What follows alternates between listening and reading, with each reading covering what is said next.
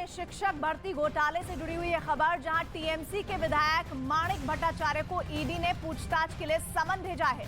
कल कोलकाता में ईडी दफ्तर में टीएमसी विधायक माणिक भट्टाचार्य की पेशी होगी और इससे पहले ईडी ने माणिक भट्टाचार्य के ठिकानों पर भी छापेमारी की थी। तो बड़ी खबर इस वक्त बंगाल में शिक्षक भर्ती घोटाले से जुड़ी हुई है। दरअसल टीएमसी के विधायक माणिक भट्टाचार्य को ईडी ने पूछताछ के लिए समन किया है। आप ये समझिए कि ईडी अब धीरे धीरे पूरी तरह से इस मामले में शिकंजा कसती हुई आ रही है और ये कहा जा रहा था कि पार्थ चटर्जी और अर्पिता मुखर्जी के बाद कई ऐसे सफेदपोश होंगे जिनके नामों की लिस्ट सामने आनी है। उसमें एमएलए माणिक भट्टाचार्य को समन किया गया है।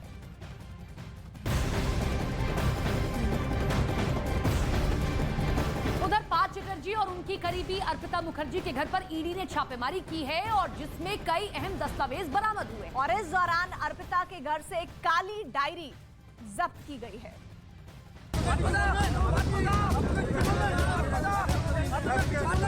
ईडी की सीजर रिपोर्ट में भी इस काली डायरी का जिक्र है।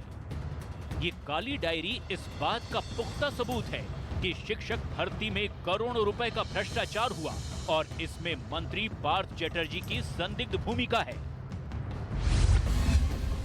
ईडी के सूत्रों के मुताबिक ये department of higher education and school education की डायरी है, जिसके 40 पन्नों में कई लेन देन की जानकारी मिली है। ईडी को छापेमारी में एक पॉकेट डायरी भी मिली है, जिसमें कई कॉन्टैक्ट नंबर मिले हैं। उन लोगों से ईडी की टीम अब पूछताछ कर रही है और घोटाले की एक एक कड़ी को जोड़ने की कोशिश की जा रही है। इस बीच कोर्ट के आदेश पर पार्थ चटर्जी को भुवनेश्वर से कोलकाता लाया गया, जहां ईडी के अधिकारी उनसे पूछताछ कर रहे हैं। पार्थ को 3 अगस्त तक ईडी के रिमांड में भेजा गया है। हालांकि कोर्ट ने हर 48 घंटे में पार्थ चटर्जी के मेडिकल चेकअप का भी आदेश जारी किया है। वहीं पार्थ चटर्जी को लेकर लगातार बीजेपी ममता सरकार पर हमलावर है। जल्दी सुनवाई करिए, आजीवन कारावास दे दीजिए। इधर बोलते गलत उपयोग होता तो इतने सारे पैसा मिलता है क्या? यही तो सही उपयोग है। पहले होना चाहिए था तो कम से कम बंगाल बच जाता, भ्रष्टाचार से देश भी बच जाता। जबकि कांग्रेस नेता अधीर रंजन चौधरी ने चिट्ठी लिखकर ममता सरकार से पार्थ चटर्जी को मंत्री पद से बर्खास्त करने की मांग की है।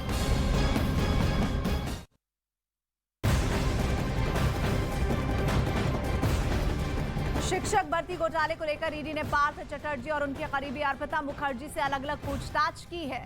दोनों से काली डायरी, बेनामी संपत्ति को लेकर सवाल किए गए और दोनों से कोलकाता के सीजीओ कॉम्प्लेक्स की 7वीं मंजिल पर बैठाकर पूछताछ हुई है। तो ये पूछताछ में जो जानकारियां सामने आ रही है, उसके बाद आप देखिए आने वाले दिनों में कई कार्रवाई होती हुई नजर आएंगी। लेकिन इस बीच अब टीएमसी के विधायकों पर भी शिकंजा कसा जा रहा है, जिसमें माणिक का नाम सामने आया है। अब देखिए काली डायरी जो बरामद हुई है, उसमें कहा जा रहा है कि बहुत सारी ऐसी जानकारियां हैं जो ये बताती हैं कि पार्थ चटर्जी और अर्पिता मुखर्जी के बीच पैसों का लेन देन हुआ था।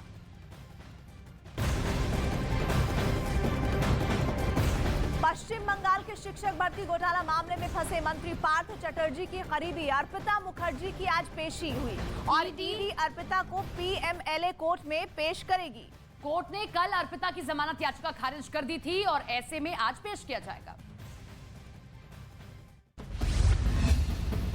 ईडी के सूत्रों के मुताबिक पार्थ चटर्जी और अर्पिता संयुक्त रूप से संपत्ति खरीद रहे थे।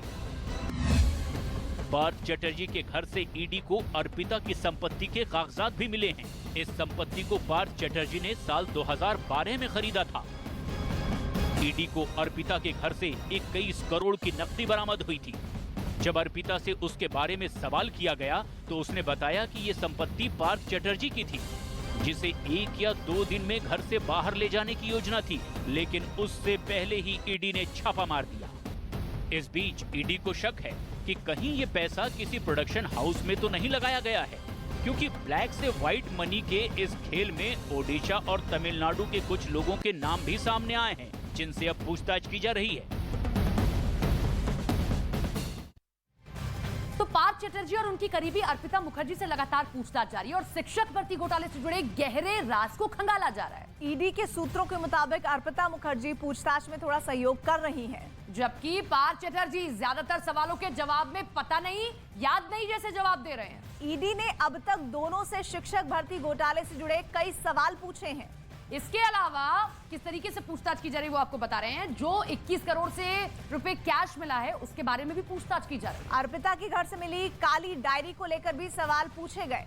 दोनों की अवैध संपत्तियों को लेकर भी लगातार सवाल जवाब किए जा रहे हैं। ईडी अब अर्पिता और पार्थ चटर्जी को आमने सामने बैठाकर भी पूछताछ कर रही है। इधर बीजेपी अध्यक्ष जेपी नड्डा ने कारगिल विजय दिवस के अवसर पर सेना के शौर्य की तारीफ की है। कहा है हमारी सेना की ताकत का मुकाबला कोई नहीं कर सकता। मेरी समझ फौज की डिटेल्स के बारे में कम है, लेकिन जो मैं जानता हूं उससे मैं एक बात कह सकता हूं कि इंडियन आर्मी का हार्डवेयर भी बड़ा स्ट्रांग है और सॉफ्टवेयर भी बड़ा स्ट्रांग है। हम वीरता में भी कम नहीं हैं और स्किल्स में भी कम नहीं है।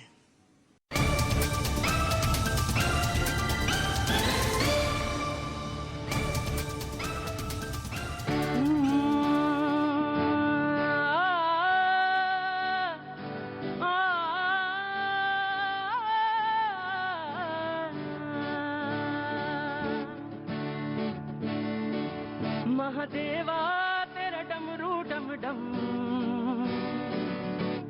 डम डम बजतो